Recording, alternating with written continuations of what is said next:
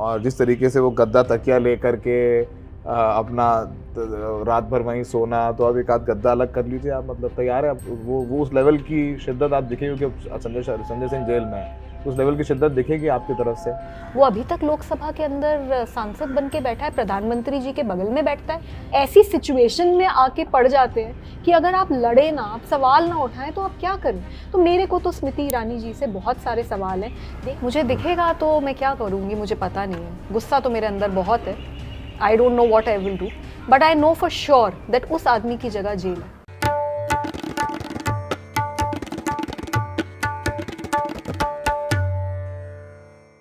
Hello नमस्कार, मैं हूं Saurabh Shukla. The Red Mic में आपका स्वागत है।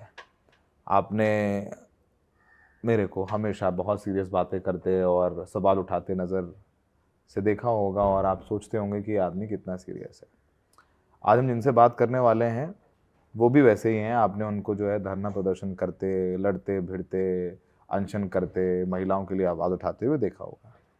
सबकी ज़िंदगी बदलती है, हमारी भी बदली। हम मैंने टीवी से रेड माइक में आ गए, और मैं इसको प्रमोशन मानता हूँ। और उसके बाद वो जो शख्स है हमारे साथ, वो भी DCW की चेयरमैन थी तीसरी बार, अब वो राज्यसभा पहुँच गई हैं, राज्यसभा सांसद हो गए। हमारे साथ हैं स्वाति मालीवाल। और ये कॉन्वर्सेशन बहुत कैंडिड रखने वाले हैं हम लोग। सीरियस बातें करेंगे, पर साथ में वो बातें भी करेंगे जिनके बारे में आप नहीं जानते हैं। स्वाति और हम पिछले बहुत सालों से एक दूसरे को जानते हैं, और जब भी मिलते हैं तो काम की बात करते हैं, और फिर हम लोग फिटनेस की बातें करते हैं। तो हम लोग दोनों लोग ही बहुत फिट रहना चाहते हैं, कि हम लोग बहुत ज़्यादा लंबा जीना चाहते हैं, और ताकि अच्छा भी दिखना चाहते हैं। तो कैसे हैं आप? और जब आज हम मिलने आए इनसे, तो ये ग्रीन स्मूदी पी रही थी, उसमें पता नहीं कौन कौन सी सब्जियां थी, और उन्होंने कहा कि वो बहुत अच्छी है। तो आप कैसी हैं आप? I am good, thank you. You good, healthy, बढ़िया है। फिटनेस में भी आजकल क्या लेटेस्ट क्या कर रहे हैं? बहुत सारी चीज़ें करती हूँ। I meditate, I look after my physical health. खाने पीने को रेगुलेट करती हूँ, ये नहीं कि कुछ भी खा लिया, कभी भी खा लिया। स्मूदीज़ पीती हूँ, वेजिटेबल्स का ज़्यादा इंटेक रखती हूँ। I am a vegetarian and या वर्कआउट करती हूँ। मतलब देख लिया, मतलब बता दिया उन्होंने कि वो मतलब नो कार्ब्स। नहीं, ऐसा नहीं है। बीच बीच में कभी कभी भूत चढ़ता है, लेकिन अभी वो वाला भूत नहीं है। तो मतलब फिट रहने की पीछे वजह क्या? लोग ये कहते हैं मेरे को, जैसे कि अब कभी आप अर्ली डिनर कर देते हैं, आप रात में जल्दी सो जाएंगे, मतलब जल्दी दिल्ली में तो 10-11 बजे सो जाना चाहते हैं, सुबह जल्दी उठना चाहते हैं। लोग कहते हैं क्यों जी रहे हो, नहीं खा रहे हो, ये नहीं खा रहे हो, जी क्यों रहे हो? आपसे भी बोलते होंगे लोग, 100% बोलते होंगे कि सब चाय पी रहे हैं, आप ग्रीन टी पी रही हैं। सब लोग रोटी राजमा और पनीर खा रहे हैं, आलू पराठा खा रहे हैं, आप स्मूदी पी रही हैं। फिर Actually, I've realized over the years that taste is a state of mind. तो मैं ये मानती हूँ कि आप कुछ अगर खाने लगें तो वो अच्छा लगने लगता है। काफ़ी बार जब हम बिल्कुल शुगर ही खाते रहते हैं या बहुत ज़्यादा पास्ता खाते हैं, पिज़्ज़ा खाते हैं और बहुत सो कॉल्ड टेस्टी चीज़ें खाते हैं जो काफ़ी अनहेल्दी होती हैं, तो हमारा माइंड उसको लाइक करने लगता है। बट अगर आप वेजिटेबल्स खाएं, अगर आप डेट्स से अपने स्मूदी को मीठा करें, अगर आप अलग अलग चीज़ें खाएं जो कि डिफरेंट पैलेट्स, डिफरेंट टेस्ट को आपकी पैलेट पे लेकर आते हैं, तो उसमें भी मज़ा आता है। लाइक आई एंजॉय नीम का रस मतलब क्या, या करेले का रस, मुझे उससे कोई वैसे समस्या हम लोगों नहीं। ने सोचा था कि हम लोग जो है ये इंटरव्यू किसी जिम में या लोधी गार्डन में दौड़ते हुए करेंगे, और फिर हम लोग उसका नाम रखेंगे करेले के जूस पर चर्चा, पर ये अगली बार के लिए हम लोग रख छोड़ते हैं। और आप आप बता रही थी कि मतलब जो आप ये करती हैं, तो ये क्या अनशन की तैयारी करती रहती है कि मुझे कब करना पड़ जाए तो मेरी बॉडी बिल्कुल तैयार रहे, मैं मेरा जो अनशन है वो ज़्यादा लंबा चल सके, मैं फिट रह सकूं? तो इट्स मतलब वेरी इंटरेस्टिंग दैट यू हाँ, brought that up, because actually मैं जब तक मैंने अपना पहला अनशन नहीं करा था, तब तक एक बहुत ही अनफिट लाइफस्टाइल लीड करती थी। और जो मेरा पहला अनशन हुआ, तो मतलब एक दिन मैंने डिसीजन लिया कि अगले दिन से मैं अनशन पे बैठने वाली हूँ। और वो जो 10 दिन थे जब मैं भूखी रही, बिकॉज एक 8 महीने की बच्ची के साथ दिल्ली देश की राजधानी में रेप हुआ था, एंड उस चक्कर में मैं भूखी रही। मेरी डिमांड थी केंद्र सरकार से कि छोटे बच्चों के बलात्कारियों को फांसी की सज़ा दी जाएगी, और वो 10 दिन में मैंने मनवा भी ली, कानून भी बन गया। लेकिन फिजिकली मेरी बॉडी पे मेंटली, इमोशनली, स्पिरिचुअली उसका बहुत इम्पैक्ट पड़ा, and I realized that how unfit I am. So वो मोमेंट था जब से मेरी फिटनेस जर्नी शुरू हुई. And after that I have read a lot, I have read Ayurveda books, I keep experimenting, I keep adding new dishes to my regime. I also feel that बहुत important है हर इंसान के लिए एक्सरसाइज करना, because जैसे ही आप एक्सरसाइज करते हो तो यू फील वेरी गुड. तो मैं तो अगर कुछ भी हो रहा हो जिंदगी में, पूरा कोशिश करती हूँ कि समय निकालूं और एक्सरसाइज एंड करें. एक्सरसाइज करूं, because it makes me feel much नहीं, बेटर. अब तो राज्यसभा पहुंच गए हैं, तो वहां पर बहुत एक्सरसाइज करनी पड़ेगी, गले की भी काफी एक्सरसाइज करनी पड़ेगी. इस तरीके का माहौल है, जिस तरीके के 150 सांसद विपक्ष के सस्पेंड हो जाते हैं, तो उसकी तैयारी वैयारी भी मतलब करे, तो आवाज भी थोड़ा चिल्ला के हल्ला बोला. वैसे तो उसकी तैयारी आपकी बहुत सालों से चली जी रही. बचपन से ही चल रही है. बचपन से 2006 में जब इंजीनियरिंग खत्म करी थी, जॉब मिला था, जॉब छोड़ दिया.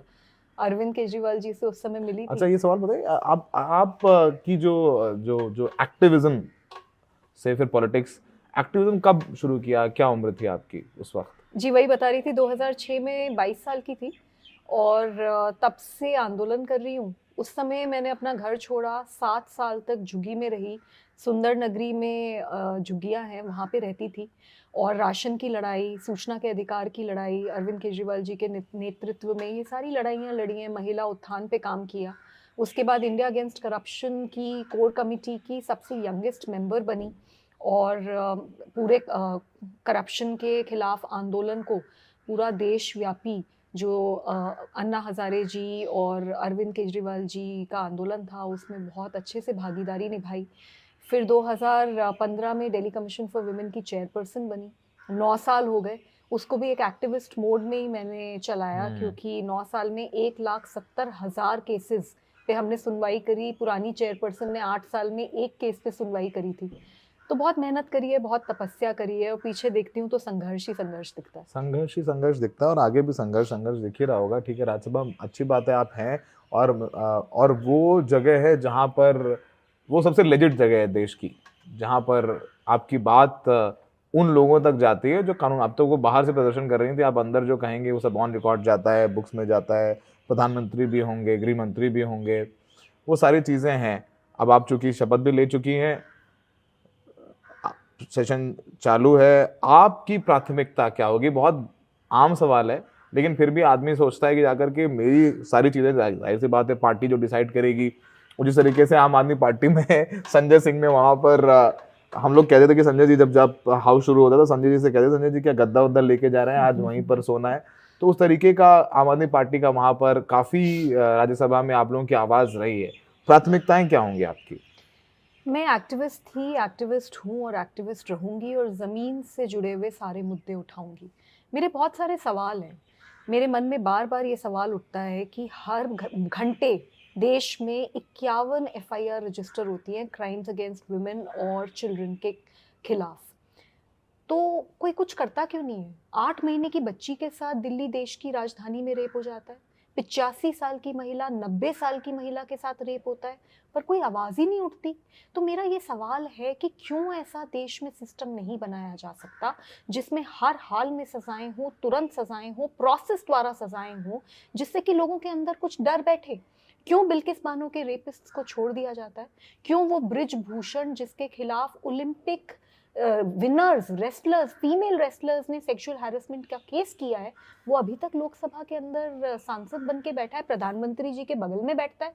तो ये जब तक सरकार इस तरीके के रेपिस्ट्स के साथ दिखेगी, तब तक महिलाओं को क्या मैसेज है? आपको भी उन लोगों के साथ बैठना पड़ेगा, जाना पड़ेगा. मिलेंगे वो लोकसभा में, आप राज्यसभा में, लेकिन आप उसी पार्लियामेंट में होंगे. जी, मुझे लगता है कि पार्लियामेंट में जाने की जो खुशी है और जो उत्साह है मेरा, उसमें काफ़ी बार ये सवाल मेरे मन में आ रहा है कि ब्रिजभूषण जैसे लोग भी इतने पवित्र मंदिर में हैं, जो मेरे हिसाब से बहुत देखो, दुख की बात दिख गया है. तो क्या करेंगे आप? मुझे दिखेगा तो मैं क्या करूँगी मुझे पता नहीं है. गुस्सा तो मेरे अंदर बहुत है. I don't know what I will do, but I know for sure that उस आदमी की जगह जेल है. उस आदमी की जगह जेल है. जो आपके बारे में परसेप्शन है, वो परसेप्शन यही है कि ये हमारे कानपुर में कहते हैं बड़ी लड़नकी है. कि मतलब कि लड़ भिड़ जाने वाली, हर चीज़ में लड़ जाने वाली, मतलब महिलाओं के लिए भी लड़ रही हैं. और अच्छी बात है, आपने जो अच्छे काम किए हैं वो क्रेडिट आपके साथ है, और यही वजह है कि पार्टी को भी लगा कि आपको अब प्रमोट करने की ज़रूरत है, आपको राज्यसभा भेजा पार्टी ने, लेकिन असली असली जीवन में भी उतनी खड़ूस और इतनी सीरियस और मतलब क्या मतलब उतनी मतलब आप जब सब्जी लेने जाते हो तो 2-2 रुपए की लड़ाई करते हो कि नहीं, 2 रुपए की धनिया नहीं 15 रुपए की धनिया, अरे भैया क्या लूट रहे हो, 13 रुपए की दो ना, अच्छा नहीं तुम्हारी नहीं मेरी नहीं 14 रुपए दे दो, ऐसा होता है कभी आपके साथ? नहीं, थैंकफुली ऐसा मेरे साथ कभी नहीं होता। लेकिन हाँ, मतलब अगर आप मुझे पर्सनली देखेंगे और पर्सनली नहीं मेरे पहले से क्लियर करिए, मिलेंगे, आप मतलब बार्गेन नहीं करते, सब्जी सामान लेने जाते नहीं हैं मैं तो? सब्जी में बार्गेन नहीं करती, लेकिन कभी तो कभी कपड़ों में बार्गेन कर कपड़े लेती हूँ। तो सब्जी वाले सारे भैया जब भी आप आए तो इनको जो आलू है वो 10 किलो ज्यादा बेचें, उसे बार्गेन नहीं करती हैं, ठीक है? ये सारे सब्जी वाले भाई साहब लोगों को बोल दिया, जहां दिख जाए इनसे बोलना सब्जी ले लो, कह रहे जी कितने रुपए का एक नींबू जी, सबके लिए 150 का, आप 100 रुपए में ले लो, तो एक नींबू 100 रुपए में बेचे, इनको कोई प्रॉब्लम नहीं, बार्गेन नहीं करते, नहीं, अच्छी बात है। उसमें मैं बार्गेन नहीं करती, लेकिन I am a Delhi girl, तो सरोजनी नगर में मैं जाते हमेशा वहां से से कपड़े? कपड़े खरीदे हैं। और वहाँ पे तो मुझे लगता है कि हर दिल्ली की लड़की का जन्म सिद्ध अधिकार है कि वहाँ जाके थोड़ा बार्गेनिंग तो बनती है, तो वहाँ तो मैं बार्गेनिंग करती हूँ। कहते why so serious in life? Are you serious in life? Very serious in life? Apart from your profession is such, आपका प्रोफेशन ऐसा है इसमें सीरियसनेस की ज़रूरत है और गंभीरता की ज़रूरत है, लेकिन पर्सनल लाइफ में थोड़ा रिलैक्स रहती है या फिर हमेशा तलवार निकाल के कि नहीं अब आर या पार?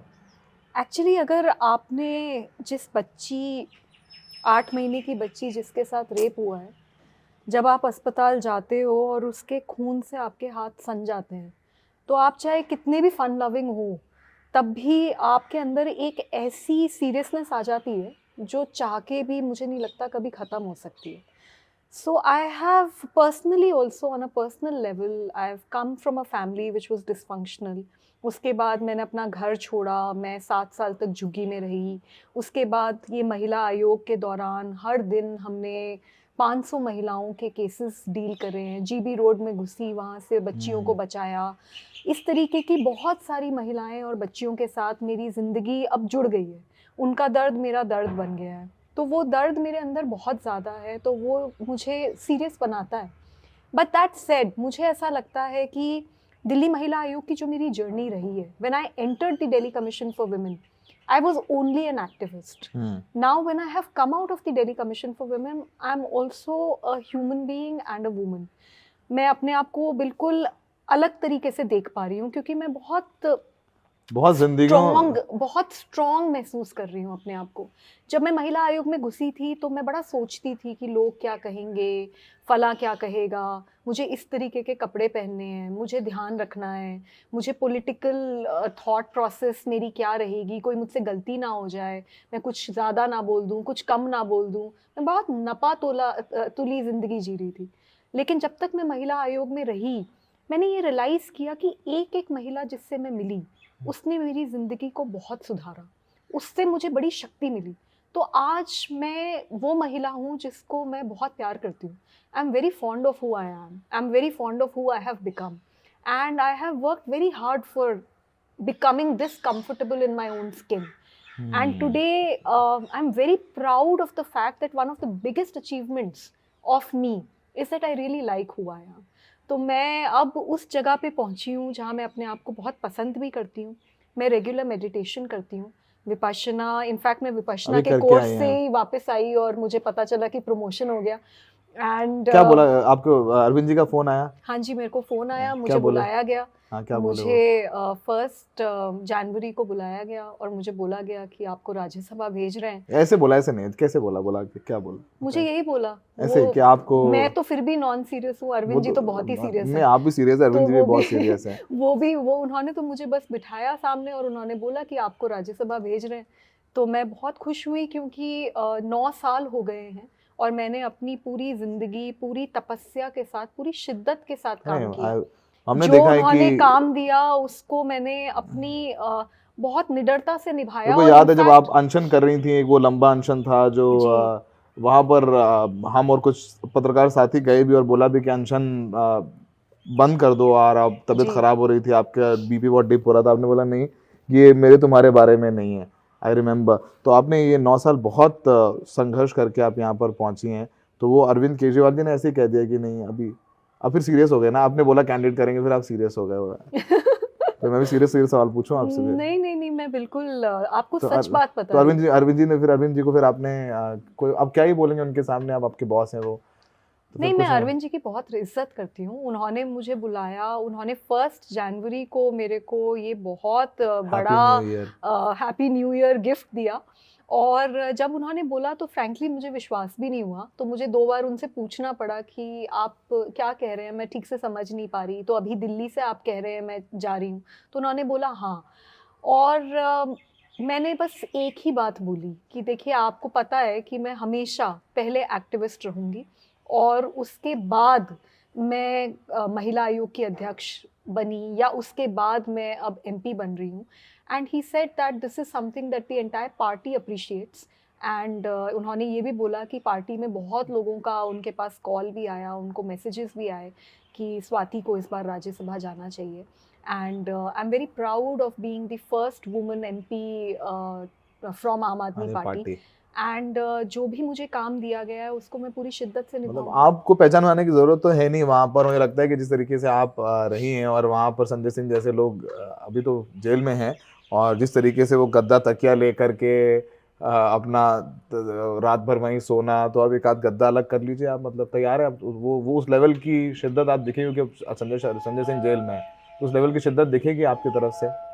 जी, बिल्कुल दिखेगी, क्योंकि मैं ये मानती हूँ कि वो मेरी ज़िंदगी का एक हिस्सा रहा है। कोसी में 2008 में बाढ़ आई थी। मैं दिल्ली में परिवर्तन ऑर्गेनाइज़ेशन में काम करती थी।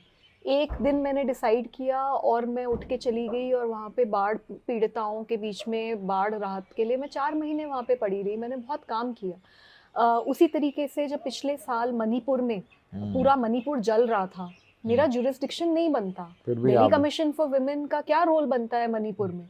लेकिन फिर भी इंसानियत के नाते मैं वहाँ पहुँची और मुझसे जो बन पाया मैंने करा। गोली चल रही थी वहाँ पे, बमबारी हो रही थी, और उसके बीच में बिना किसी बुलेट प्रूफ जैकेट के, बिना किसी सिक्योरिटी के चूरा चांदपुर तक पहुँची। आज तक वहाँ के मुख्यमंत्री नहीं पहुँच पाए। मुख्यमंत्री तो कई जगह नहीं पहुंच पाए हैं वहाँ के, जी, तो तमाम अकेली इलाकों में गई नहीं तो पहुंच पाए मैं, हैं। मेरा नेचर ही वो है जो आप कह रहे थे ना, बड़ी लड़नकी है। तो हो लड़नकी आप? मैं ये मानती हूँ कि पर्सनल लाइफ में मैं बहुत कम लड़ाई होती है मेरी, क्योंकि मैं विपश्यना करती हूँ और मैं अपने आप को पूरी कोशिश रखती हूँ कि जितना स्थिर रहूँ, उससे मैं अपने सोल के एलिवेशन को नापती हूँ। तो I really believe that it is very important for anybody to remain equanimous and इसमें डिटैच्ड। बात करें, सूरज की रोशनी चेहरे पर पड़ रही है, ऐसी बातें कर रही हो, अच्छी अच्छी हल्की सी धूप है, मतलब क्या करें, क्या चाह रहे, छोड़ दें सब हैं? देखिए, मैं तो कभी ना कभी तो सब कुछ छोड़ के सिर्फ विपश्यना ही करूँगी, तो मैं तो ये इसमें बहुत स्ट्रांगली मानती हूँ। But at the same time I अगर थिंक, बट आप फिर ना, जब आप पब्लिक लाइफ में होते हो, और ये फील होता है हमें भी और आपको भी जरूर होता होगा, जब पब्लिक लाइफ में होते हो ना, फिर आपकी जिंदगी आपकी नहीं है। आप ये डिसाइड नहीं कर सकते हो कि आज मैं ऑफ लूंगी या ऑफ लूंगा। आप पब्लिक लाइफ में हैं, आपको लाखों करोड़ों लोग देख रहे हैं कि ये क्या करेगी, आप उनकी उम्मीद है, तो मुझे लगता नहीं कि आप एंड में कभी विपස්සना कर पाओगे, बिकॉज आप पब्लिक लाइफ में हो, हाँ, और खुद इसीलिए भी नहीं कर पाओगी, 8 दिन के लिए जा पाओगे, मुझे लगता है ऐसा। अब आगे आई डोंट नो। इसीलिए कोशिश ये करती हूँ कि रोज़ करूँ, बिकॉज़ मुझे लगता है कि रोज़ आपकी ज़िंदगी का मकसद ये होना चाहिए कि आप कुछ तो बेहतर बनो, पिछले दिन से थोड़ा बेटर हो। तो जहाँ तक लड़नकी का बात है, तो प्रोफ़ेशनल लाइफ़ में तो मैं हूँ, क्योंकि मैं कभी भी अन्याय बर्दाश्त नहीं कर सकती।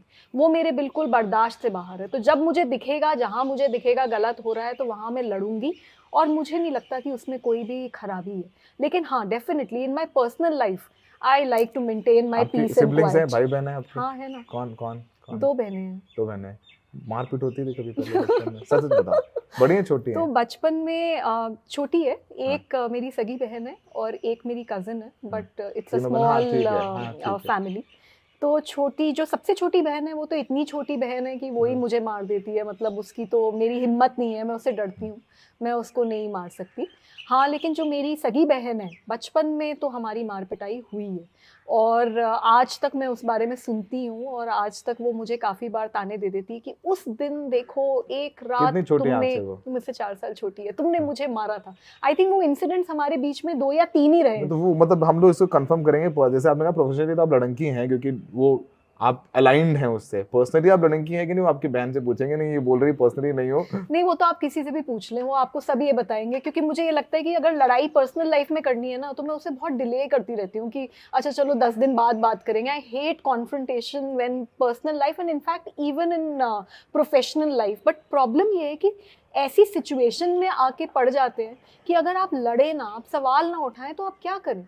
अगर 8 महीने की बच्ची के साथ रेप होगा और आप उसके ऊपर सवाल नहीं उठा रहे, नहीं then you are वो not तो doing your work। वो है। तो वो है, लेकिन हाँ, मतलब काफ़ी बार प्रोफेशनल लाइफ का गुस्सा पर्सनल लाइफ में भी आता है।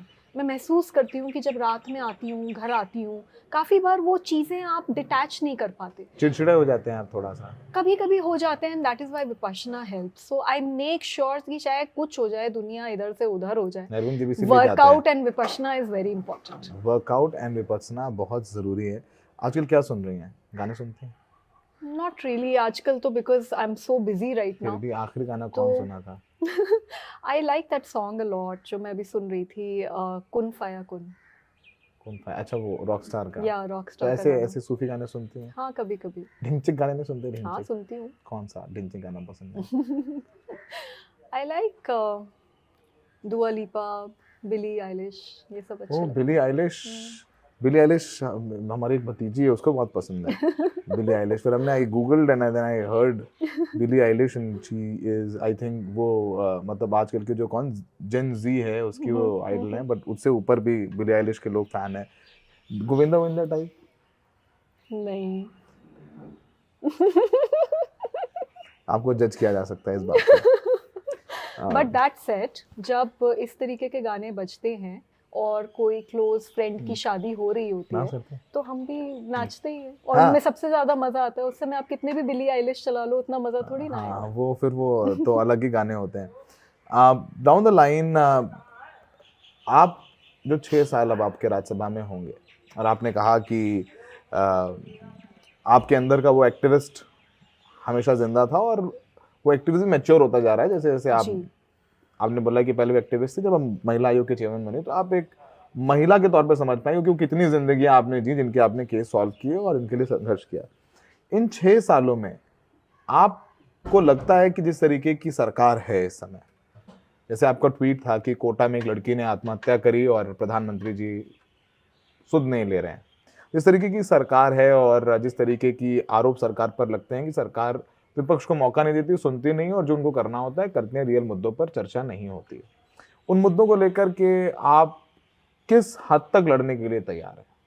मैं हर हद तक लड़ने के लिए तैयार हूँ। मुझे नहीं लगता कि मेरी कोई हद है। बहुत दुख की बात है कि संसद इस देश के लोकतंत्र का सबसे पवित्र मंदिर है, और उसी संसद में अगर कोई आवाज़ उठाता है तो ऑपोजिशन के 146 एमपीज को एक साथ सस्पेंड कर दिया जाता है। अरे, हर सांसद की जिम्मेदारी है कि वो सरकार की जवाबदेही तय करे।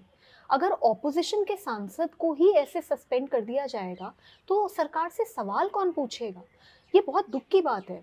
आज सच्चाई ये है कि अगर कोई प्रधानमंत्री जी के खिलाफ कोई कुछ बोल दे, कोई यूनियन होम मिनिस्टर के खिलाफ कुछ बोल दे, कोई WCD मिनिस्टर के खिलाफ कुछ बोल दे, तो पूरी की पूरी कायनात लग जाती है। आपके ऊपर FIR हो जाती हैं, आपके ऊपर एजेंसीज पीछे पड़ जाती हैं। मुझे ही दिल्ली महिला आयोग में मेरे ऊपर ही 3 FIR हो रखी हैं।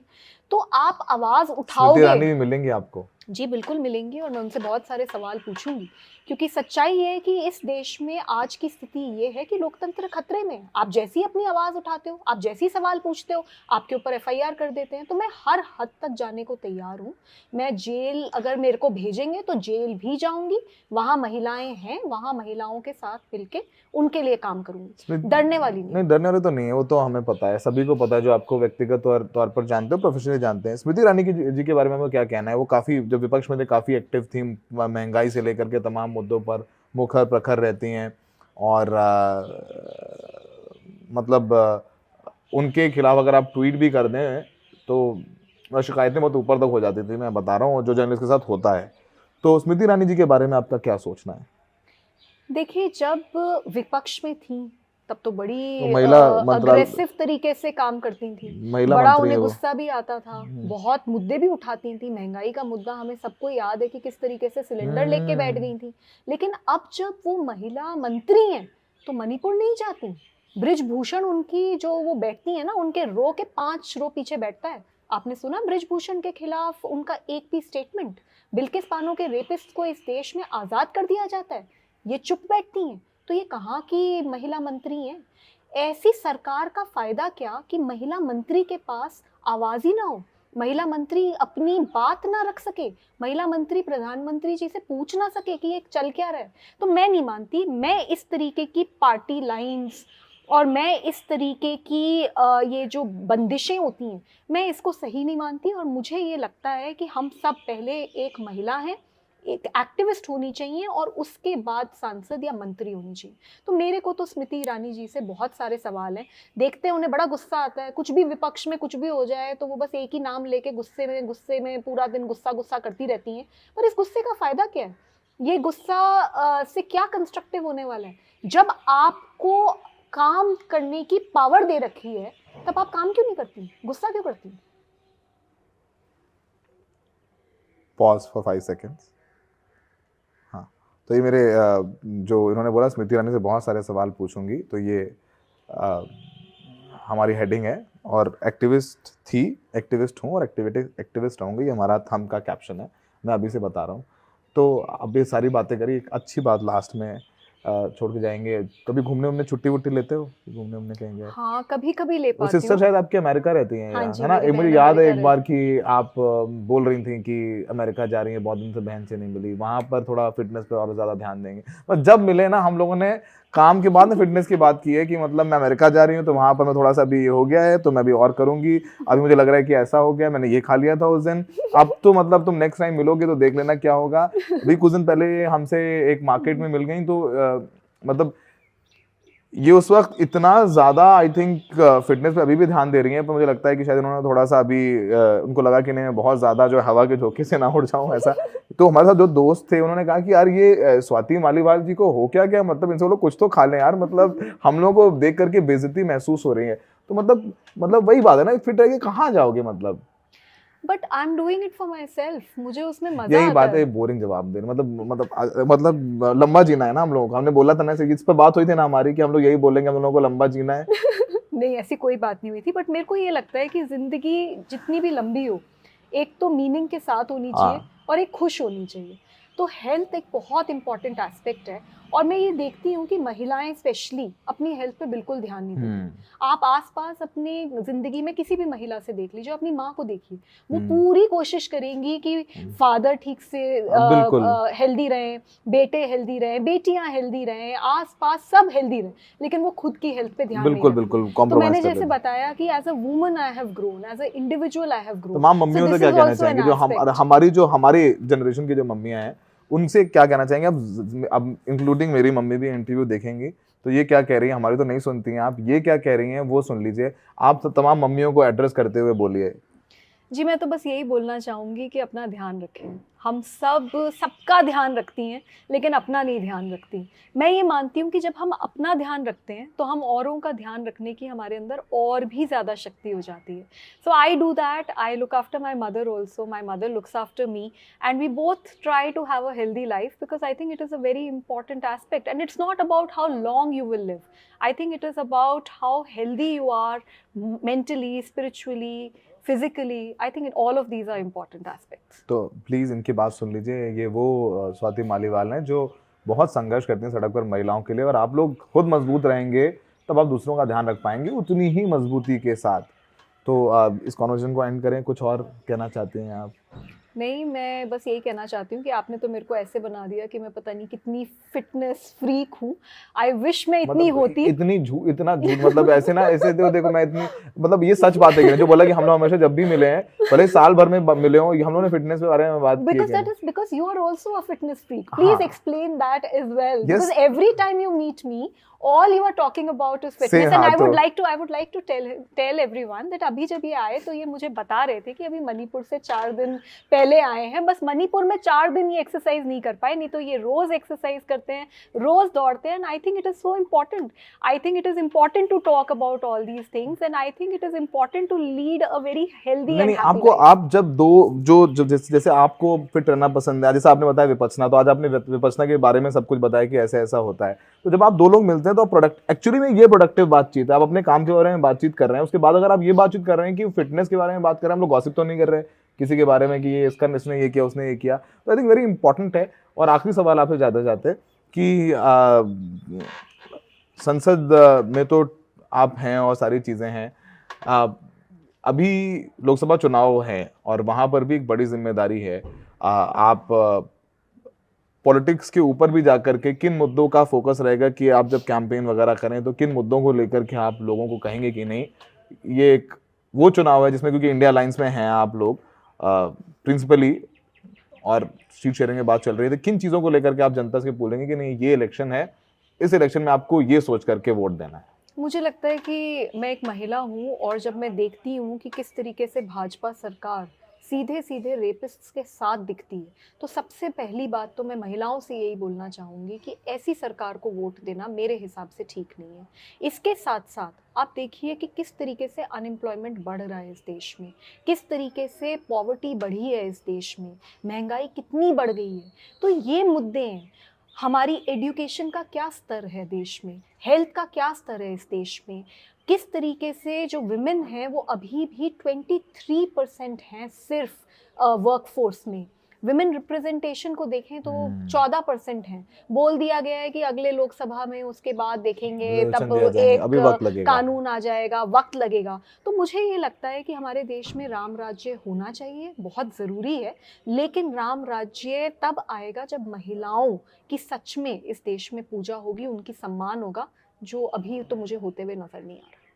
ठीक है, तो महिलाओं के सम्मान की लड़ाई होगी इस बार लोकसभा चुनाव में। प्राथमिकता होगी स्वाति मालीवाल की कि उन्होंने बहुत अच्छी बातें बताई, वो खुद बहुत फिट रहती हैं और जो तमाम महिलाएं देख रही हैं उनको भी ये एडवाइस दे रहे हैं कि आप फिट रहें, मेंटली फिट रहें, तो आप ताकि अपने लिए बोल पाएंगे और दूसरों के लिए भी बोल पाएंगे। और उन्होंने कहा कि वो एक्टिविस्ट थी, हैं और रहेंगी। नेक्स्ट टाइम हम लोग कोशिश करेंगे, जो हम लोगों का वो जो डिस्कस हुआ कि हम लोग कैसे इंटरव्यू करेंगे, तो हम लोग या तो छोले भटूरे खाते हुए करेंगे या तो करेले का जूस पीते हुए अगला इंटरव्यू करेंगे। मैं करेले का जूस पी रही हूँ, आप छोले भटूरे खा रहे हो। वो थोड़ा मुश्किल है। दोनों लोग ही करेला कई जूस पी लेंगे। तो कोशिश थी कि स्वाति मालीवाल का वो एस्पेक्ट आप तक लाएं जो आप नहीं जानते हैं, कि इस पूरी मैंने को लड़की तो मतलब वो हंसी मजाक में कह दिया, वो लड़ाई भी कितनी ज़रूरी है। आप सोचिए कि वो लड़ाई करके उन्होंने कितने लोगों को इंसाफ दिलाया है, कानूनों में बदलाव कराया है और पार्टी की और अपनी पहचान बनाई है। लोग मतलब महाराष्ट्र से लेकर के केरल तक की महिला इनके पास आती, जबकि ये दिल्ली महिला आयोग की चेयरमैन थी और अब राज्यसभा में है।